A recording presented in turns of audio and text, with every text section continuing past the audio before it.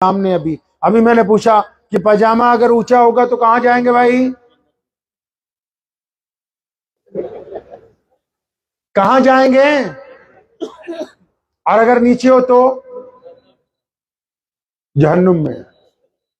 مجھے بھی یہ بات جب میں 15-16 سال کا ہوا تو مجھے پتہ لگی، جب مدرسے پڑھنے گیا تو مجھے کسی نے کہا کہ اوے پنجابی، یہ تیرا پاجامہ نیچے ہے، تو جہنم میں جانے والا ہے۔ تو میں نے کہا پھر؟ کہتا ہے اس کو اونچا کر لو پھر جنت۔ تو میں گھر گیا اپنے والد سے، میں نے جاتے ہی کہا آپ ہم سے جھوٹ بولتے رہے۔ کہتا کیا ہوا؟ میں کہا آپ کہتے تھے ماں کے پیروں کے نیچے جنت ہے، کہ مدرسے والوں نے بتایا کہ وہ ٹخنوں میں پھنسی ہوئی ہے یہاں۔ اب امام بخاری علیہ رحمہ کو پوچھتے ہیں تو وہ کہتے صحیح ہے بات، یہ تو سچ ہے کہ پاجامہ اگر ٹخنوں سے نیچے جائے گا تو آپ جہنم میں جائیں گے۔ سیدنا ابوبکر صدیق رضی اللہ عنہ نے پوچھا تھا یا رسول اللہ صلی اللہ علیہ وسلم میری لنگی لاچا، تھوڑے ہیلدی تھے نا، فرمایا یا رسول اللہ میری لنگی لاچا ڈھلک جاتا ہے۔ فرمایا ابوبکر آپ کے لیے تھوڑی کہا، یا رسول اللہ کیا کرنا ہے؟ فرمایا اس کو اونچا رکھنا ہے۔ کیوں یا رسول اللہ صلی اللہ، بتاؤ آپ بھی کیوں؟ پتہ ہے، اندازہ لگاؤ دین سے کتنا دور ہو، اندازہ لگاؤ دین سے کتنا دور ہو۔ بولے بس یہ تو پتا ہے کہ یہ بٹن لگا رکھا ہے جنت جہنم کے لیے، لیکن کیوں لگا رکھا ہے یہ نہیں پتا۔ نبی علیہ السلام نے کہا کہ ہم نے اونچا کروایا، یا رسول اللہ کیوں؟ فرمایا جو اکڑ کے چلتے ہیں اپنا کپڑا اونچا کریں، ان کو شرم آئے، ان کی گردن جھک جائے۔ اب سنو اس مسئلے کی روح کیا ہے جس کو ہم نے قتل کر دیا۔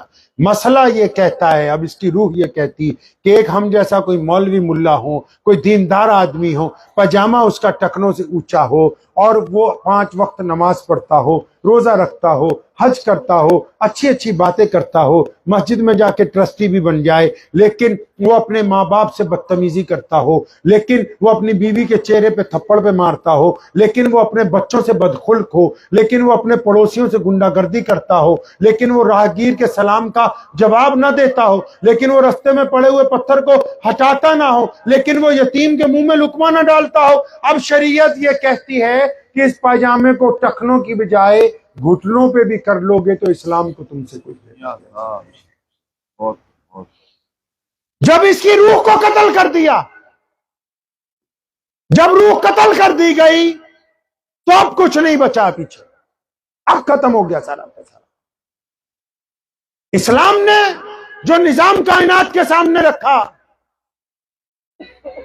اب اس دیندار صوبے کے لوگ ہیں ماشاءاللہ، لیکن حضرت گستاخی کی معافی میں ساتھ میں کہہ دیا کرتا ہوں کہ دیندار گنہگار ہیں۔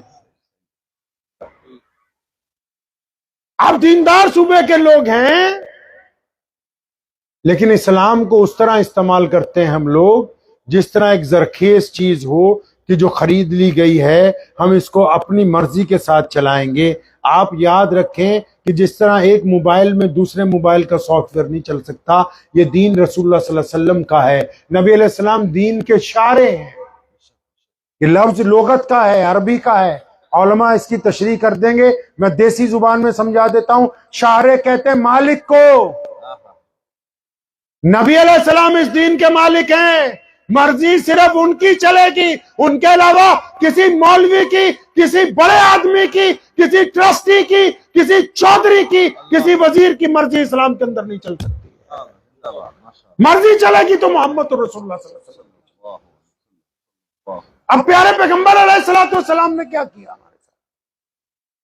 آپ اندازہ تو لگاؤ کہ اتنا بڑا دین، اتنا بڑا دین، 207 ملک ہیں، لاؤڈ سپیکر ایک جیسا نہیں ملے گا، دریاں ایک جیسی نہیں ملیں گی، زبان ایک جیسی نہیں ہے، ہوا ایک جیسی نہیں ہے، پانی کا ٹیسٹ ایک جیسا نہیں ہے، کلچر ایک جیسا نہیں ہے، چمڑی ایک جیسی نہیں ہے، لیکن 207 ملکوں میں صرف ایک جیسی کیا بات ہے؟ کلمہ لا الہ الا اللہ محمد الرسول اللہ صلی اللہ علیہ وسلم۔ اب یہ جو اتنا بڑا دین ہے کائنات میں پہنچا کیسے میرے بھائی؟ پہنچا کیسے؟ کبھی سوچا آپ نے؟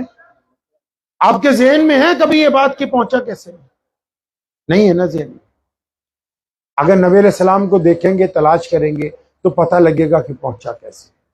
مختصراً کرتا ہوں، وقت بہت زیادہ ہو گیا، کہ نبی علیہ السلام نے ہم کو جو دین عطا فرمایا اس کے دو حصے۔ کتنے حصے ہیں بھائی؟ دو حصے۔ ایک حصہ دین کا مقصد ہے، دوسرا دین کی ضروریات ہے۔ مقصد کیا ہے یہ پتہ نہیں ہے، اور ضرورتوں میں جو چیزیں فرض ہیں ان کا انکار کفر ہے، لیکن ضرورتیں ساری پتہ ہیں۔ ضرورتوں میں کیا کیا ہے؟ نماز ہے، روزہ ہے، حج ہے، زکوٰۃ ہے، داڑھی ہے، ٹوپی ہے، نیکی ہے، نہی عن المنکر ہے، سب کچھ ضروریات میں ہے۔ اور مقصد کیا ہے؟ اگر آپ سے پوچھیں مقصد کیا ہے اسلام کا، ہمارے کوئی غیر مسلم بھائی اگر وہ ہم سے کبھی پوچھیں ایک چھوٹا سا لفظ کہ بھائی ہم کو دین کا مطلب سمجھا دو، تو آپ سمجھا سکتے ہیں دو لفظوں میں؟ دو لفظوں میں آپ دین سمجھا سکتے ہیں؟ نہیں سمجھا سکتے۔ اس کی وجہ کیونکہ ہمیں خود دین کا مقصد نہیں پتا، ضروریات پتہ ہیں۔ یہ پتا ہے کہ نماز کیسے پڑھنی ہے، روزہ کیسے رکھنا ہے، حج کیسے کرنا ہے، سجدہ کیسے کرنا ہے، رکوع کیسے کرنا ہے، یہ پتا ہے ہمیں۔ اسلام کا مقصد نہیں پتا۔ اگر اسلام کا مقصد پتا کرنا ہے تو کہاں جانا ہوگا؟ نبی علیہ السلام کی زندگی کو پڑھنا۔ اب نبی علیہ السلام کی زندگی کو پڑھیں گے تو پتہ ہی لگتا ہے کہ جب پیارے پیغمبر علیہ السلام نے دین کی ابتدا کی، ہماری ماں امی خدیجۃ الکبریٰ رضی اللہ تعالیٰ عنہ مسلمان ہوئی، سیدنا ابوبکر صدیق مسلمان ہوئے، سیدنا بلال حبشی مسلمان ہوئے، سیدنا مولا علی کرم اللہ وجہ نے کلمہ شہادت کا اعلان کیا۔ اب اس وقت نماز، روزہ، حج، زکوٰۃ نہیں آئی، سب نے کہا یا رسول اللہ آپ کے اللہ کو مان لیا اور آپ کو مان لیا، اب کرنا کیا؟ تو نبی علیہ السلام نے دین کا مقصد بیان کیا، اور میں جس بندے نے میرے رب پر ایمان لے آیا، مجھ پر ایمان لے آیا، اب اس پر لازم ہے کہ وہ دنیا کے تمام لوگوں کو برابری کا درجہ دے گا۔